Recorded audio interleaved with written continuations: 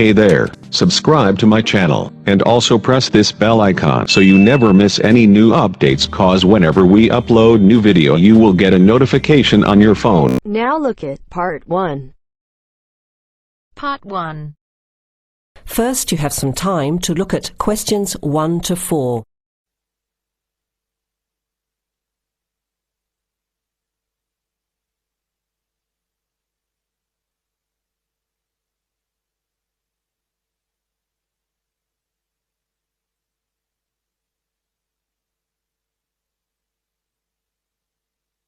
You will hear the recording once only. Listen carefully to the conversation and answer questions 1 to 4. OK, who's next, please? I think I am. How can I help you? I just came in on flight 372 from Singapore at 11:30 and my luggage hasn't arrived. I've been waiting at the baggage claim for about half an hour now and everything seems to have come off the plane. The conveyor belt has stopped and all the passengers have gone. So I came here to find out what has happened to my bag. Can I see your ticket, please? Here it is. So you came from Hong Kong today and changed planes in Singapore, right? Yes, the connection in Singapore was a tight one. The plane got in late and I had to rush to get to the next flight. That's the problem right there. There wasn't enough time to get your bags onto the connecting flight. Normally Singapore Airport is very efficient.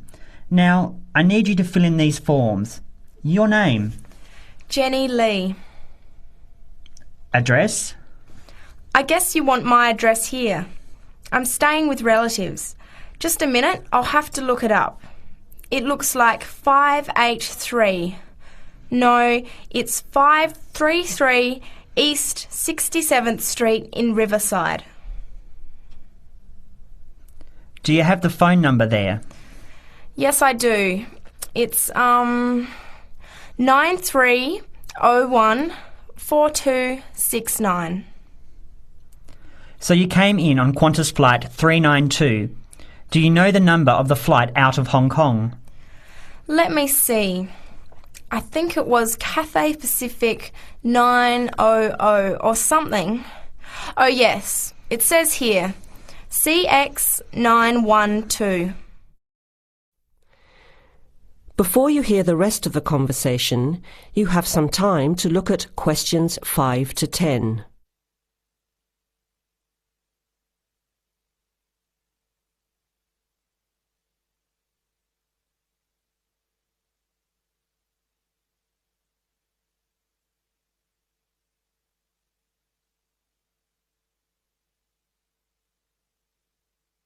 Now listen and answer questions 5 to 10. Right. Now, I need a description of the luggage. How many pieces did you check in? Just one. Can you describe it for me? Here is a picture to help you. Okay. It's a big bag, like this one. Rectangular.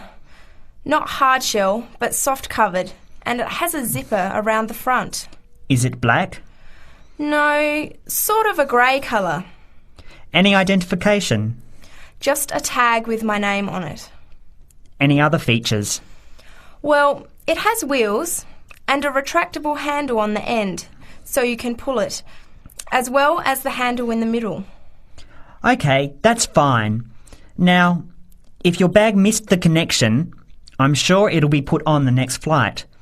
I'll email Singapore as soon as I finish here. The next flight comes in at 17:50. That's 10 to 6 this evening. You can pick it up then. 10 to 6? That's too long to wait. Can I get my uncle to pick up the bag on his way home from work? Sorry, you have to be here yourself to clear customs. Of course, I almost forgot. Will the bag come here, to this desk? Yes. You pick it up here, then take it over to the customs area. By the way, don't forget to bring your passport. You will also need to have the key plus your ticket with a baggage claim number on it. Oh, okay. Guess I'll have to come back tomorrow then. It's lucky I packed everything I need for now in my carry-on bag. Yes, that's always a good idea. Be prepared.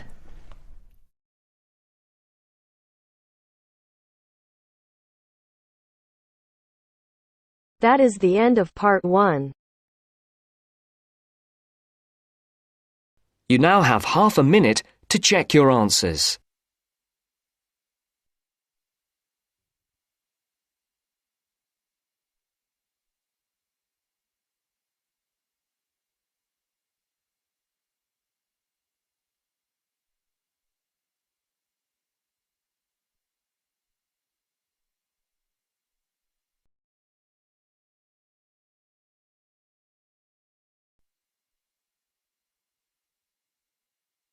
Now turns to part 2.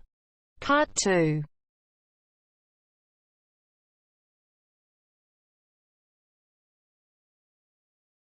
You are going to hear a conversation between two women about the health system in England.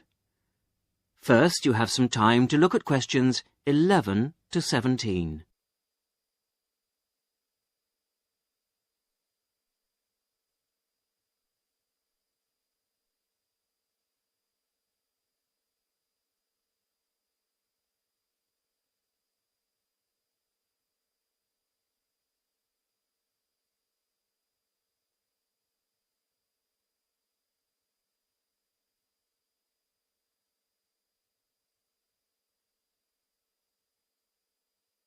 Now listen to the first part of the conversation and answer questions 11 to 17. Hello, Mrs. Sutton. Come in. How are you settling in next door? Have all your things from Canada arrived yet? I thought I saw a removals van outside your house yesterday afternoon. Yes, they came yesterday. We spent all day yesterday arranging them. It's beginning to feel a bit more like home now. Oh, that's good. Look, come in and sit down. Are you all right? You look a bit worried. Well, I am a bit. I'm sorry to bother you so early, Mrs. Smith, but I wonder if you could help me. Could you tell me how I can get hold of a doctor? Our daughter, Anna, isn't very well this morning, and I may have to call somebody out. She keeps being sick, and I am beginning to get a bit worried. I just don't know how the health system works here in England. All I know is that it's very different from ours back in Canada. Well, I don't know really where to start. Let me think. Well, the first thing you have to do is find a family doctor. Sometimes we call them general practitioners as well. Right. And register with him or her. If you live here, you've got to be on a doctor's list. If you're not, things can be a bit difficult. Nobody will come out to you if you're not registered. Anyway, they work in things called practices. Sort of small groups of family doctors all working together in the same buildings. Now, what you've got to do this morning is register with one of them. There are 2 practices near here, so we're quite well off for doctors in this part of Manchester. There's the Dean End Health Centre, about 10 minutes walk away. And there's another practice in South Hay. That's about 5 minutes away, going towards the town centre. We're registered at the Dean End one, but they're both okay.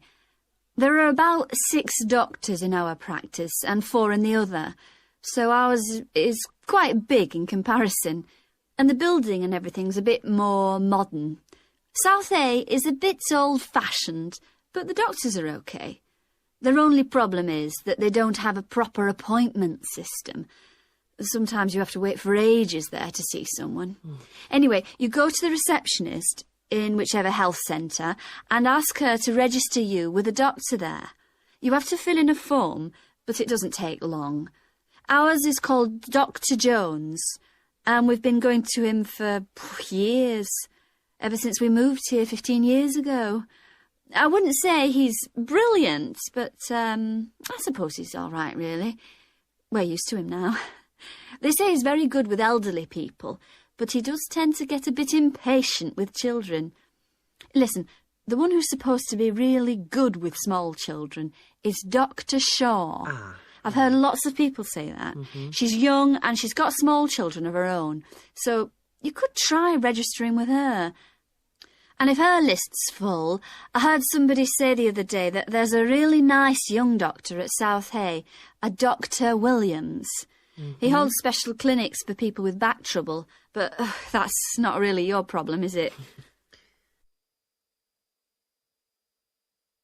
Now you have some time to look at questions 18 to 20.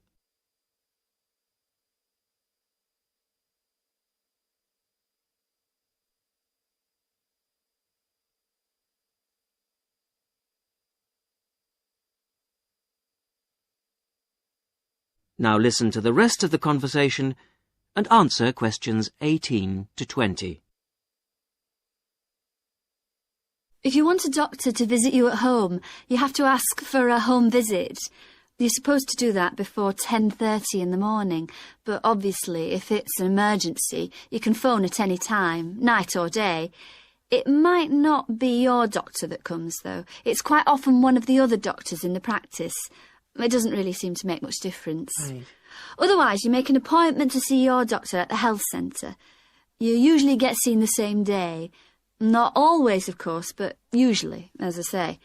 They hold surgeries between 9 and 11:30 every weekday, and from 4 to 6:30 Monday to Thursday.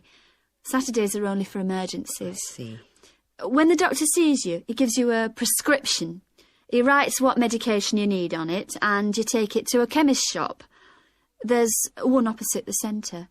If it's for a child under 16, you don't have to pay, so if it's for Anna, there's no problem. The same thing goes if you're unemployed or retired, or if you're pregnant. Just as well, because it's not cheap. You pay the same price for each item the doctor has prescribed. At the moment, it's something like £5 per item. So you pay for the medication, but the consultation with the doctor doesn't cost you anything. It's completely free as long as you're a resident here.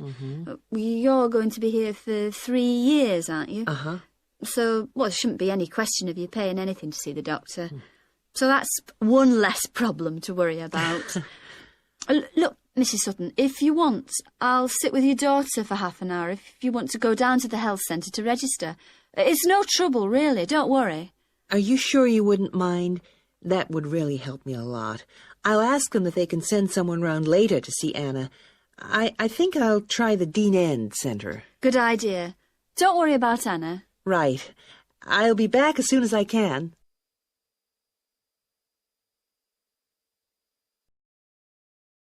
That is the end of part 2. You now have half a minute to check your answers.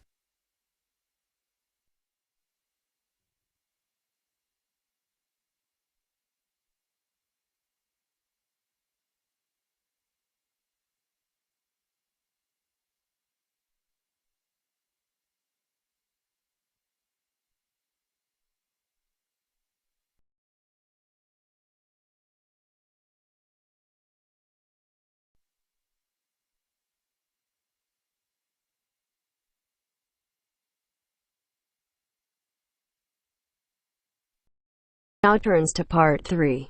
Part 3. You will hear a group of students, Henry, Joe, Nancy, and Gordon, discussing changes to their work experience placement arrangements. First, you have some time to look at questions 21 to 26.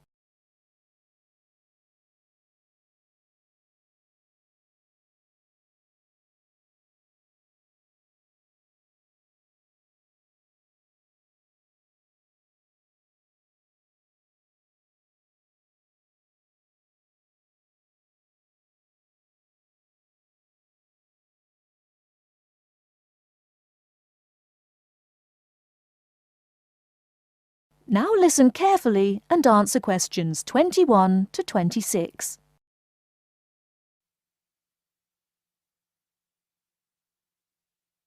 Look, there's the notice that Professor Jones told us he'd be putting up confirming the details of our work experience placements. But I thought that was already arranged. No, he said he'd have to check with the companies that the days we preferred were okay for them. Let's see if any have changed. Teresa's not here today, but her name's first. It says the Uni Bookshop, Friday mornings starting on the 23rd of March. So nothing's changed. I'll let her know. What about Manuel? He's not here either. Is he still going to the music store in the high street? If it's mainly music, yes, he's still down for that on Friday afternoons starting on the 9th. The day's different. It's changed from Tuesday mornings, but that's okay. I'll tell him. He'll really enjoy listening to music all day. Now, where's my name? Henry. Here it is.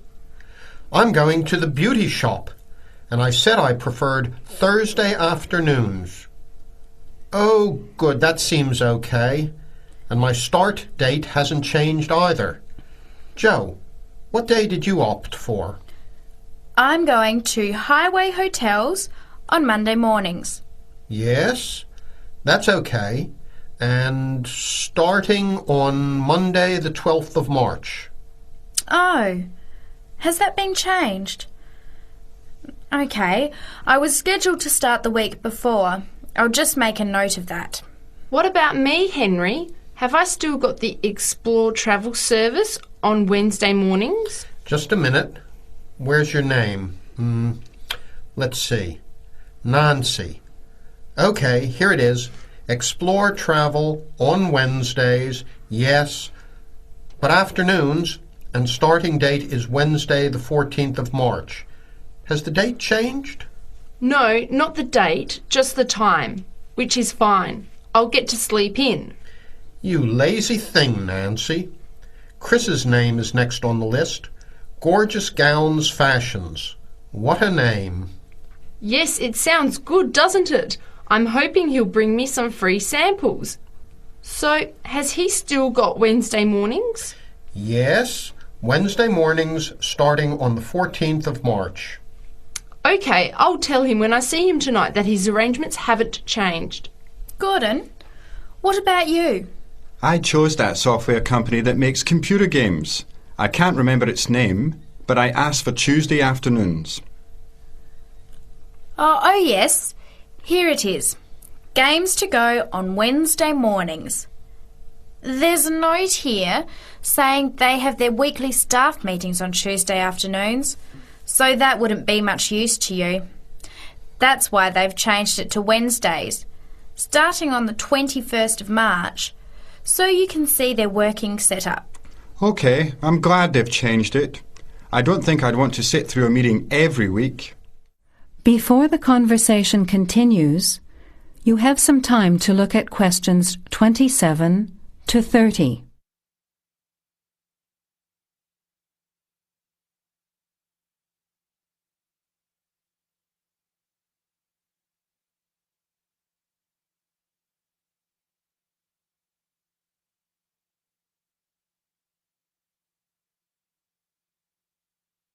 Now, as the conversation continues, answer questions 27 to 30. Can someone remind me what time we have to get to our placement in the afternoons? It says here, mornings start at 9 a.m. and afternoon sessions at 1 p.m. Oh, that's a shame. I thought Professor Jones was going to change it to 9:30 a.m. and 1:30 p.m. Yes, he did say that he'd try to make it later, but obviously that wasn't possible. By the way, just in case, what happens if we're ill or something and can't make it? Do we phone the college or the place we're going to? I think we have to phone the company first and then the college. Didn't you get the information sheet about work experience at our last seminar? No, I missed it because I had to go to the dentist. What else did it say? Well, we have to do a total of 24 hours altogether. So if we miss one of the arranged sessions, we have to organise another time to make up the hours. And he gave us details of the presentation we have to give about our work experience. Oh, really? What do we have to do? In week 10, we each have to give a presentation to the class about the company we've been with. It's 30% of a final mark for this subject, so it's going to be a lot of work. Yes, he's expecting us to do a lot of research while we're there so that we can outline the history of the company, its management structure, number of employees, other branches, etc. And he said we should use lots of visuals such as diagrams and flowcharts during the presentation. Yes, and we should also include what we did each week, the different departments of the company or positions that we observed, and try to relate what we saw to our studies so far. He gave examples like management style, accounting systems, information technology, and so on. You were right. It sounds like lots of work. That is the end of part 3. You now have half a minute to check your answers.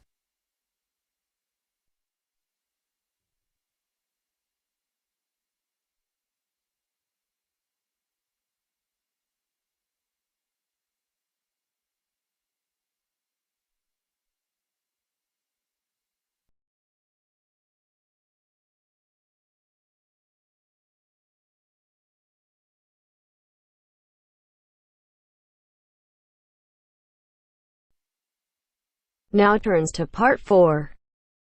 Part 4. You will hear a talk from a series of lectures on the survival of our planet. Professor Samson talks about endangered species of flora and fauna. First, you'll have half a minute to look at questions 31 to 40.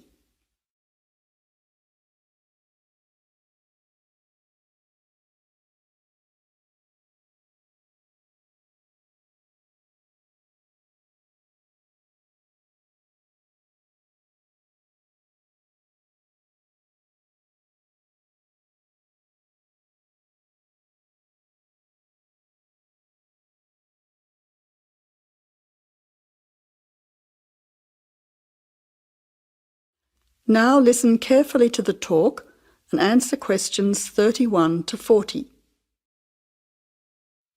Good afternoon, ladies and gentlemen. Today's topic in this series of lectures on our planet is about ensuring the survival of our very important plant and animal species. In this lecture, I want to discuss one way that we can do this. No one will ever see a huge dinosaur thundering through the forest. No one will ever see a paradise parrot flash its rainbow colours across the sky. The fact is that many animals and plants have been wiped out. Sadly, they are extinct. It is too late for them. Extinction is forever. We can't do anything about the species that have already disappeared. But today, there are many animals and plants that could still become extinct in the future if we do not act now. They are endangered. The African elephant and rhinoceros have become endangered because of the value of their tusks. Australian parrots and reptiles are smuggled onto planes because certain people in other countries are prepared to pay thousands of dollars for them. And there are many other species around the world that are endangered because they no longer have a place in which to live and reproduce safely. The main cause of extinction is the destruction of habitats. A habitat contains all that a living thing needs to survive: space, light, water, food, shelter, and opportunities for reproduction. The population of the world is growing rapidly, and this is placing great demands on land and resources for housing and for growing food. When vegetation is cleared and swamps are drained for agriculture, mining and suburbs, or when rivers are dammed to store water, plants are destroyed and animal life is threatened. In other words, humans are changing and destroying the habitats of animals and plants, which is in turn reducing their chances of survival.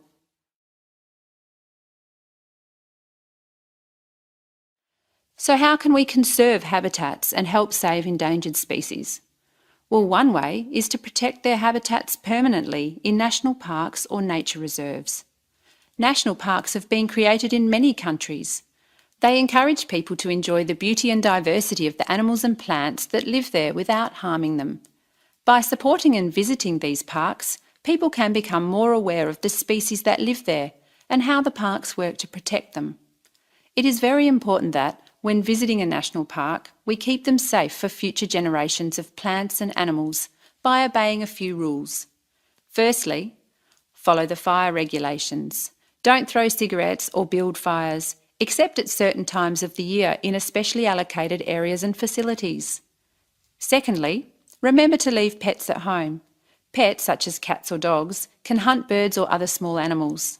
Some pets might even escape and become a serious threat. Thirdly, place all rubbish in a bin or take it home. Plastic bags or leftover food are dangerous to the animals and harm the environment. Don't pick the flowers or damage the plants. Flowers create the next generation of the plant.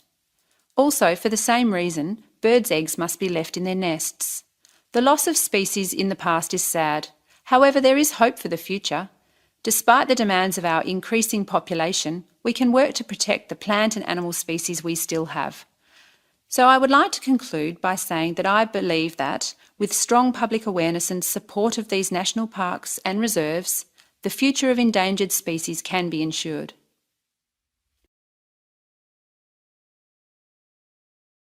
That is the end of part 4. You now have half a minute to check your answers.